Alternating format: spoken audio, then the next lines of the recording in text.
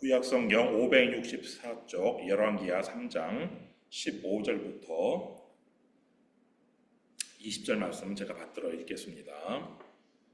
그가 이르되 여호와의 말씀이 이 골짜기에 개천을 많이 팔아 하셨나이다. 여호와께서 이르시기를 너희가 바람도 보지 못하고 비도 보지 못하되 이 골짜기에 물이 가득하여 너희와 너희 가축과 짐승이 마시리라 하셨나이다. 이것은 여호와께서 보시기에 작은 일이라. 여호와께서 모압 사람도 당신의 손에 넘기시리니 당신들이 모든 견고한 성읍과 모든 아름다운 성읍을 치고 모든 좋은 나무를 베고 모든 샘을 메우고 돌로 모든 좋은 밭을 헐리이다 하더니 아침이 되어 소재 드릴 때에 물이 에돔 쪽에서부터 흘러와 그 땅에 가득하였더라. 아멘. 엘리사는 엘리야를 끝까지 따르다가 그 성령의 능력의 상징인 엘리야의 겉옷을 얻었습니다.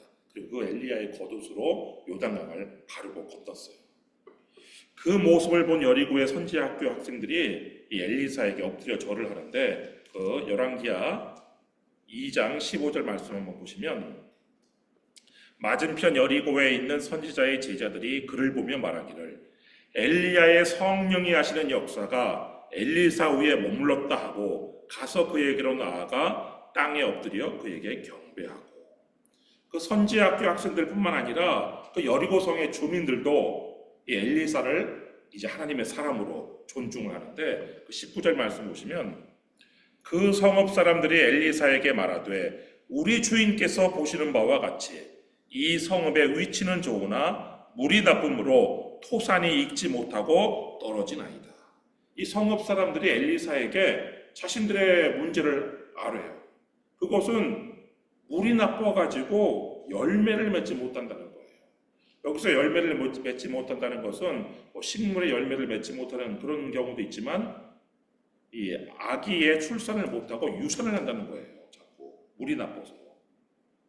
그러자 엘리사가 새 그릇에 소금을 담아서 가져오라는 지시를 내려요. 20절 말씀 보면 엘리사가 이르되 새 그릇에 소금을 담아 내게로 가져오라 하매 곧 가져온지라. 근데 사람들이 왜 그러시느냐 이유를 묻거나 따지지도 않고 곧 즉시 순종했어요. 그러자 엘리사가 물 근원으로 가서 그 소금을 뿌려요. 21절 말씀 보시면 엘리사가 물 근원으로 나아가서 소금을 그 가운데 던지며 이르되 여호와의 말씀이 내가 이 물을 고쳤으니 이로부터 다시는 죽음이나 열매 맺지 못함이 없을지니라 하셨느니라 하니. 그러면서 물을 고치셨다는 하나님의 말씀을 선언해요. 그 후에 여리고성의 문제가 해결이 돼요. 22절 말씀 보면 그 물이 엘리사가 한 말과 같이 고쳐져서 오늘에 이르렀더라. 더 이상 이제 사람들이 물 때문에 죽거나 물 때문에 유산하는 일이 없게 되었어요. 여러분, 물은 사람의 건강뿐 아니라 사람의 생존에도 직접 관련이 있죠. 사람이 3일 동안 물을 마시지 못하면 죽어요. 아무리 강력한 군대라도 물이 없으면 그 군사력이 붕괴되는 거예요.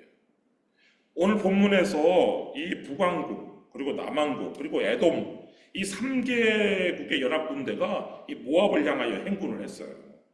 그 이유는 이 모압이 이스라엘에게 조공을 바치지 않았기 때문에 그러는데 그 열왕기하 3장 4절 말씀 보시면 모압 왕 메사는 양을 치는 자라 새끼 양 10만 마리의 털과 순양 10만 마리의 털을 이스라엘 왕에게 바치더니 원래 모압 왕이 양털을 조공품으로 이 북왕국 이스라엘 왕에게 바쳐왔어요. 남왕국 유다 왕한테는 바치지 않은 것을 볼 때 당시 북왕국의 왕조가 오므리 왕조였는데 이 오므리 왕조가 지금 남왕국의 유다 왕조보다 더 강성하였음을 짐작할 수 있는데 근데 이 모압 왕 메사가 이 오므리 왕조에 그렇게 조공품을 바치다가 오므리 왕조의 두 번째 왕 아합이 죽은 다음에는 조공을 바치지 않은 거예요.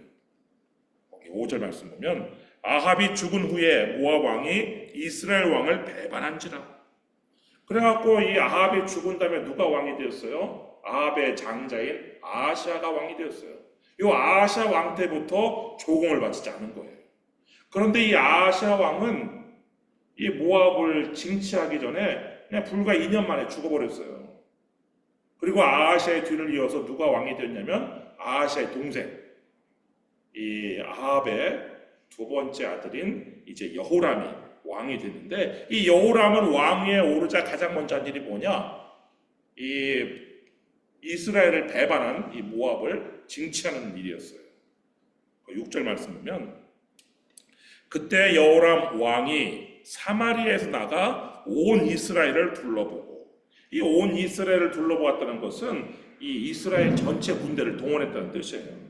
이 여호람 왕은 이 모압 징치를 위해서 대규모 군대를 일으켜서 사마리아에서 지금 이 모압 쪽을 향해 내려갔어요. 근데 여호람은 모압을 치기 위해서 이 이스라엘의 군대뿐만 아니라 남왕국 유다의 군대까지 함께 합류시키기를 원했어요. 그래서 그 남왕국의 왕한테 사신을 보냈는데 7절 말씀 보면, 또 가서 유다의 왕 여호사밧에게 사신을 보내 이르되, 모압 왕이 나를 배반하였으니 당신은 나와 함께 가서 모압을 치시겠느냐 하니, 그가 이르되 내가 올라가리이다. 나는 당신과 같고 내 백성은 당신의 백성과 같고 내 말들도 당신의 말들과 같으니이다 하는지라. 같이 치겠느냐? 내가 지금 모압을 치러 가는데 당신도 같이 치겠느냐 하니까 이 남왕국 여호사밧 왕이 북왕국과 연합해서 모압 청벌길에 나서겠다고 흔쾌히 동의를 한 거예요. 왜냐하면 여호사밧 입장에서 이 모압이 지금 북왕국의 속국이었었는데, 이 북왕국으로부터 독립하고 막 북왕해지면 이 사실은 모압과 가까운 곳은 북왕국이 아니에요. 남왕국 유다와 가깝거든요. 그 사해를 중심으로 동쪽에는 모압, 이 왼쪽에는 유다가 있었기 때문에, 그래서 이 남왕국 유다에게 위협이 된단 말이에요. 이 모압이 부흥하는 것은. 그래서 모압을 여전히 이스라엘의 속국으로 남겨놓을 필요가 있었기 때문에 이 남왕국 여호사밧 왕은 흔쾌히 북왕국과 연합군을 결성해서 모압 공격에 나선 거예요. 그래서 이 북왕국의 군대가 사마리아에서 예루살렘으로 온 거예요. 예루살렘에서 남왕국의 군대와 이제 연합군을 결성해가지고 이제 모압을 공격하려고 하는데, 이 북왕국의 여호람 왕이, 사실 남왕국의 여호사밧 왕은 자신의 아버지하고 같이 전쟁됐던 사람이에요. 그러니까 아버지 뻘인데, 이 남왕국의 아버지 뻘 되는 여호사밧 왕에게 작전 계획을 먼저 물어요. 8절 말씀 보면, 여호람이 이르되 우리가 어느 길로 올라가리이까 하니, 그가 대답하되 에돔 광야길로니이다 하니라. 작전 계획을 도대체 우리가 모압을 공격하기 위해서 어떻게 할까요? 물으니까, 원래 모압을 공격하기 위한 가장 빠른 길은 요단강을 건너가지고 북쪽에서 이 모압을 치는 이 북쪽 루트가 가장 빠른 길이에요. 근데 이 여호사밧 왕은 남쪽 에돔으로 이렇게 우회해가지고 남쪽에서 이 모압을 치자고 이렇게 작전 계획을 얘기를 해요. 그 이유는 아마 모압이 그 북쪽은 잘 방비를 했겠죠. 남쪽으로 올 줄은 모르고 있는 이 모압의 허를 찌르는 전략을 써서 모압을 기습해서 공격하자, 이런 이유 하나하고, 또 하나의 이유는 에돔 군대를 동원할 수 있기 때문에 그랬어요. 당시 모압이 북왕국의 속국이었다면 이 남쪽에 있는, 유다의 남쪽에 있는 에돔은 이 남왕국 유다의 속국이었어요. 그 열왕기상 22장 47절 말씀 보면, 그때의 에돔에는 왕이 없고 섭정왕이 있었더라. 이 섭정왕은, 에돔은 자체 왕이 없었고 다윗 시대 이후 이 이스라엘의 이 남왕국 유다의 속국이 돼가지고, 이 남왕국 유다가 이 에돔에다가 수비대를 주둔시키고 왕을, 섭정왕을 보내서 다스리게 한 그런 상태란 말이에요. 그렇기 때문에 이 에돔 쪽으로 이렇게 돌아가면 그 에돔의 군대까지 함께 동원해서 모압을 칠 수 있기 때문에 이 여호사밧은 좀 돌아가지만 이 에돔 광야길로 가자고 지금 얘기했단 말이에요. 그래가지고 이 사마리아에서 출발한 군대가 예루살렘 거쳐서, 에돔은 수도가 보스라인데 그 에돔의 수도인 보스라까지 가가지고 에돔 군대까지 합류한 아주 대규모 연합군이 된 거예요. 이제 여기서 이제 모압까지 가면 되는데, 이 당시 그 에돔의 수도인 보스라하고 그 모압의 수도인 그 디본 사이에는 고대 세계의 큰 도로가 있었어요. 왕의 도로라는 이름의 그 도로가 이렇게 잘 나 있었는데, 이게 그 이집트에서 시작해가지고 메소포타미아까지 연결되는 당시의 국제 도로였어요. 그러니까 그 도로로 이렇게 따라가면 모압의 경계까지 가는데 한 3일이면 갈 수가 있어요. 그런데 이 여호사밧 왕은 지금 은밀하게 움직이기 위해서 왕의 도로를 이용하지 않고 광야길을, 다른 길을 우회해가지고 그 모압까지 가는데 일주일이 걸렸어요. 근데 이 길이 은밀하게 가는 길이었지만 이게 아주 큰 시험의 길이었는데, 9절 말씀 보면 이스라엘 왕과 유다 왕과 에돔 왕이 가더니 길을 둘러간 지 7일에 군사와 따라가는 가축을 먹일 물이 없는지라. 이 물이 떨어진 거예요. 물을 준비해서 갔을 테고, 또 가는 도중에 오아시스나 샘이나 하천에서 물을 이렇게 얻을 계획을 가지고 출발했는데 예상치 못하게 물이 떨어진 거예요. 여러분, 물이 없으면 그냥 아무리 이렇게 대규모 정말 큰 군대를 할지라도 물이 없으면 그냥 전투력이 붕괴되는 것이죠. 모압과 싸워보기도 전에 그냥 자체적으로 붕괴하는 거예요. 그래서 이 전쟁을 준비한 이 북왕국의 여호람 왕이 이렇게 한탄을 해요. 10절 말씀 보면 이스라엘 왕이 이르되 슬프다, 여호와께서 이 세 왕을 불러 모아 모압의 손에 넘기려 하시는도다 하니. 그러나 남왕국의 여호사밧 왕은 문제 해결을 위해서 선지자를 찾아요. 11절 여호사밧이 이르되 우리가 여호와께 물을 만한 여호와의 선지자가 여기 없느냐 하는지라. 이스라엘 왕의 신하들 중에 한 사람이 대답하여 이르되 전에 엘리야의 손에 물을 붓던 사밧의 아들 엘리사가 여기 있나이다 하니. 다행히 엘리사가 있었어요. 그래서 이 세 왕이 엘리사를 찾아가요. 12절 말씀 보면 여호사밧이 이르되 여호와의 말씀이 그에게 있도다 하는지라. 이에 이스라엘 왕과 여호사밧과 에돔 왕이 그에게로 내려가니라. 사실 이 세 왕이 신하를 시켜가지고 엘리사를 모셔오라고 할 수도 있는 거예요. 데려오라고. 근데 그렇게 하지 않고 이 세 왕이 직접 엘리사를 찾아간 것은 지금 이들의 사정이 얼마나 급박하고 다급했는지를 보여주는 것이죠. 근데 엘리사가 이 북왕국의 이 여호람 왕을 아주 차갑게 대해요. 13절 말씀 보면 엘리사가 이스라엘 왕에게 이르되 내가 당신과 무슨 상관이 있나이까? 당신의 부친의 선지자들과 당신의 모친의 선지자들에게로 가소서 하니 이스라엘 왕이 그에게 이르되 그렇지 아니하니이다. 여호와께서 이 세 왕을 불러 모아 모압의 손에 넘기려 하시나이다 하니라.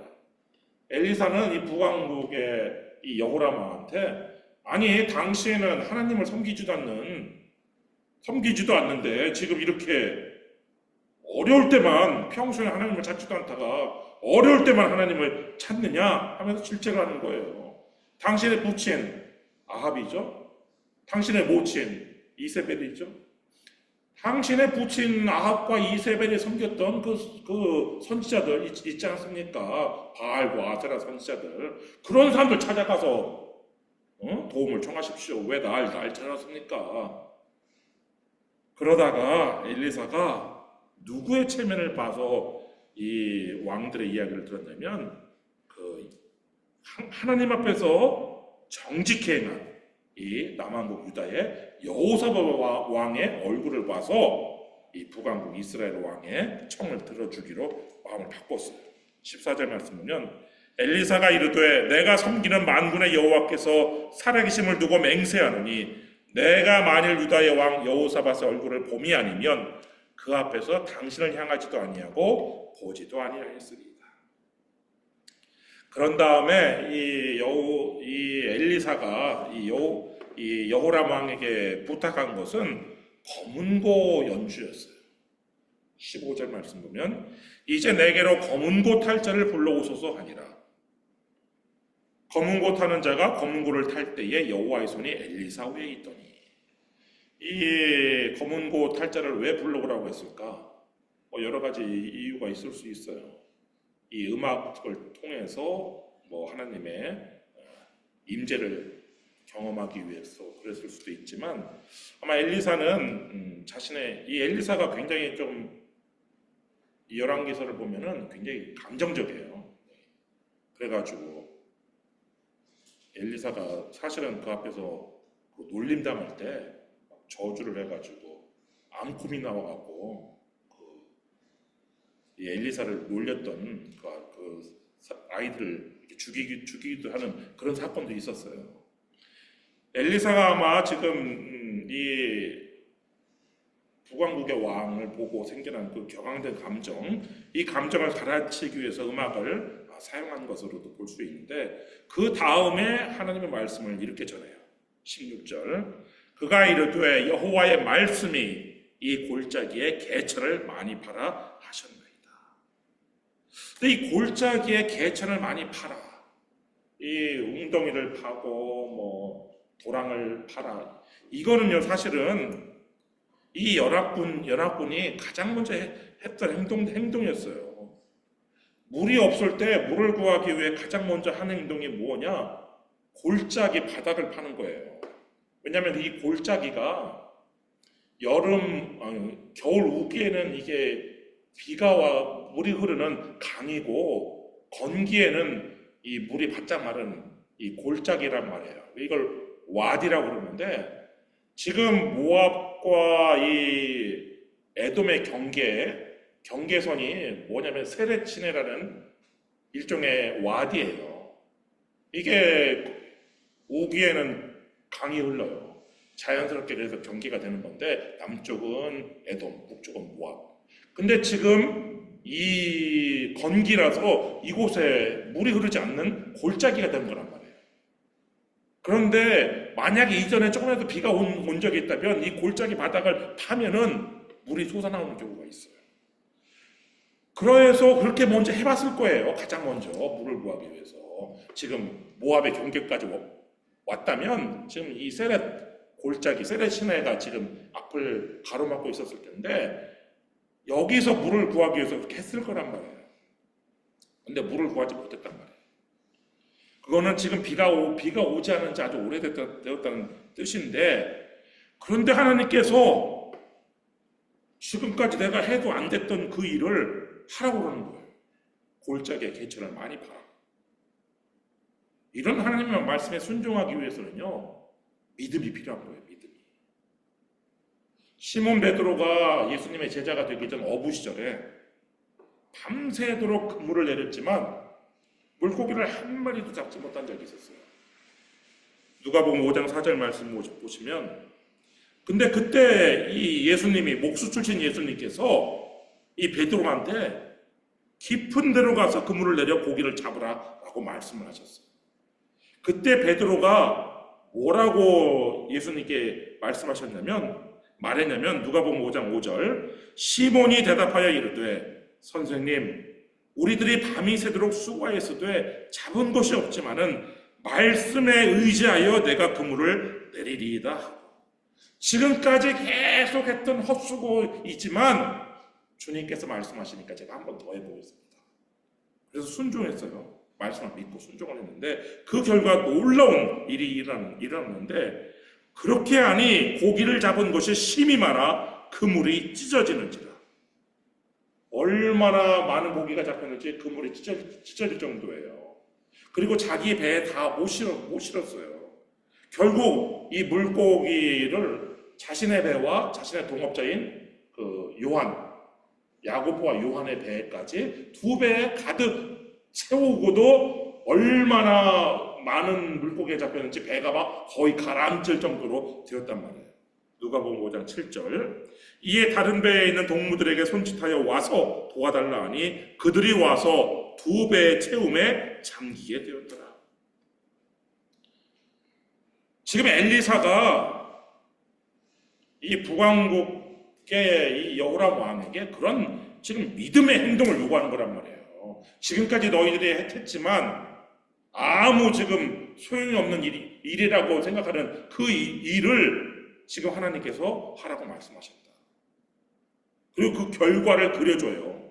17절 말씀 보면 여호와께서 이르시기를 너희가 바람도 보지 못하고 비도 보지 못하되 이 골짜기에 물이 가득하여 너희와 너희 가축과 짐승이 마시리라 하셨나이다. 골짜기에 물이 가득한 그림을 보여주고 이런 일은 사실 하나님께서 보시기에 너무나 가벼운 일입니다 하면서 믿음을 독려해요. 믿도록 독려를 하는데 18절 이것은 여호와께서 보시기에 작은 일이라 여호와께서 모압 사람도 당신의 손에 넘기시리니 그 다음에 이제 당신이 모압과 앞으로 전쟁할 건데 그 전쟁에서도 승리할 것이라는 이런 말씀을 들려줘요. 그러자 이 북왕국의 여호람 왕이 하나님의 말씀을 믿고 다시 한번 이 골짜기의 도랑을 봤어요. 근데 아무 일도 일어나지 않았어요. 자기 생각에는 하나님의 말씀을 믿고 도랑을 파면 물이 어떻게 생길 줄 알았어요. 근데 아무 일도 일어나지 않았어요. 말라버린 골짜기는 여전히 침묵했고 하늘은 조용했어요. 하늘에서 비가 돌 줄 알았는데 조용했어요. 여러분 말씀을 믿고 순종했을 때 베드로처럼 즉시 그 결과를 보는 경우도 있지만 어떤 경우에는 인내를 가지고 기다려야 될 때도 있어요. 모세가 홍해를 가를 때요 즉시 갈라진 것이 아니에요. 출애굽기 14장 21절 말씀 보면 모세가 바다 위로 손을 내밀매 여호와께서 큰 동풍이 밤새도록 바닷물을 물러가게 하시니 물이 갈라져 바다가 마른 땅이 된지라. 홍해가 이렇게 흐르고 있잖아요. 지금 홍해의 도화 지점을 어디로 생각하냐면 시나이 반도의 오른쪽 그 아카바 많이 있는 그 홍해를 생각하고 있는데 여기에서 하나님께서 모세가 홍해를 갈라져라 하고 내밀었을 때 즉시 갈라진 게 아니라 그렇게 하고도 하나님께서 밤새도록 동풍을 불었어요. 동풍. 그래갖고 이 홍해 바닷물을 가른 거란 말이에요. 그러니까 실제로 물이 갈라진 것은 새벽이 되어서야 바닥이 드러난 것이란 말이에요. 오늘 본문에서도 개천을 파자마자 물이 생겨난 게 아니에요. 물이 찬 것이 아니에요. 물은 다음날 아침 예루살렘 성전에서 하나님께 예배하는 시간에 골짜기를 채웠는데 20절 말씀 보면 아침이 되어 소제 드릴 때에 물이 에돔 쪽에서부터 흘러와 그 땅에 가득하였더라. 성전에서는요 아침 저녁 하나님께 제사를 드렸는데 아침 소제는 번제와 함께 오전 9시쯤 드렸어요. 그리고 저녁 소제는 역시 번제와 함께 오후 3시쯤 드렸어요. 근데 이 시간 잘 생각해 보면은 누가 떠올라요? 예수님께서 십자가에 못 박히실 시간이 언제예요? 아침 소제 드리는 시간이었어요. 예수님께서 십자가에 돌아가신 시간이 저녁 소제 드리는 시간이었어요. 오후 3시에 돌아가셨거든요. 오전 9시에 십자가에 매달리시고 오후 3시에 돌아가셨는데 이것은 상징적으로 예수님께서 온 인류를 위한 희생 제물이 되셨다는 것을 보여주는 것인데 이렇게 하나님께 예배하는 그 시간에 하나님께서는 예배 시간에 그 마른 골짜기를 물로 가득 채워주신 거란 말이에요. 이 물이 하나님의 기적적인 공급이라는 것은 이게 물이 어디서 흘러왔냐? 에돔 쪽에서부터 남쪽에서부터 흘러왔다는 거예요. 원래 이 모압은 사해 동쪽에 위치하고 있기 때문에 이 모압에 있는 모든 강과 시내는 다 어디서부터 어디로 흘러가냐면 동쪽에서부터 서쪽 사해로 이렇게 흘러 들어간단 말이에요. 이렇게. 그러니까 물이 동쪽에서 흘러와야 정상인 거예요. 남쪽에서 흐른다는 건 있을 수 없는 일이에요. 그런데 하나님께서 자연적인 공급이라면 당연히 동쪽에서 흘러와야 당연한 것인데 초자연적인 공급인 남쪽에서부터 흘려보냄으로써 이게 하나님의 은혜구나 하는 것을 알려준 거란 말이에요. 이렇게 이 북왕국의 여호람 왕이 하나님의 말씀을 믿고 순종한 결과 이 물 문제가 해결됐어요. 죽고 사는 문제가 살고 죽는 문제가 해결됐어요. 그리고 문제 해결이 되었을 뿐 아니라 이제 전쟁에서도 승리를 하는데 이 모압은 이 남쪽 국경에 이 이스라엘, 유다, 에돔 연합군이 주둔해 있다는 사실을 듣고는 급하게 다 남쪽으로 이제 전군이 동원되었어요. 21절 말씀 보면 모압의 모든 사람은 왕들이 올라와서 자기를 치료한 다음을 듣고 갑옷 입을 만한 자로부터 그 이상이 다 모여 그 경계에 서 있더라. 근데 이 모압 군대가 이 골짜기에 가득한 물을 뭐라고 착각하냐면 피라고 착각을 했어요. 22절 말씀 보면 아침에 모압 사람이 일찍이 일어나서 해가 물에 비침으로 맞은편 물이 불고 피와 같음을 보고 이르되 이는 피라. 틀림없이 저 왕들이 싸워 서로 죽인 것이로다. 모압 사람들아 이제 노력하러 가자 하고 지금 비도 오지 않았어요. 그리고 물은 남쪽에서 흘러왔어요. 그러니까 골짜기에 물이 있을 거라고는 전혀 생각하지 못한 거예요. 이 모압 사람들이. 거기에다가 해가 떠가지고 비추니까 이 물이 붉게 보이는 거예요. 그러니까 더더욱 이런 생각을 한 거란 말이에요. 저건 피다. 저 왕들이 서로 내분이 일어나가지고 서로 싸우다가 흘린 피다. 자, 이제 다 시체만 있을 거니까 우리 가서 노력하러 가자. 이렇게 하고서는 그냥 연합군 진영으로 약탈하기 위해서 막 달려갔단 말이에요.